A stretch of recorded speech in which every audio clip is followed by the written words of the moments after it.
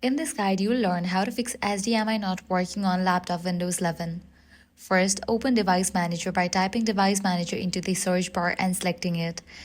Once in Device Manager, expand the Display Adapters section. Right-click on your drivers, then select Properties. Go to Drivers tab and click Update Drivers. Make sure you are connected to the internet, then select Search automatically for drivers. It will take a moment, and once done, the best drivers will be installed. Close this window once the update is complete. Next, go to Search bar again and type Services. Then open the Services window, scroll down and find Windows Update. Right-click on it, select Properties, and set the Startup type to Automatic. Ensure you are still connected to the internet. Then click Apply and start the service. Click OK to confirm. Finally, go to Settings and scroll down. Select Windows Update. Click on Check for Updates. Then download and install the latest updates available. After this, reconnect your HDMI cable and the issue should be resolved. That's it. If this guide was helpful, do not forget to like, share, and subscribe.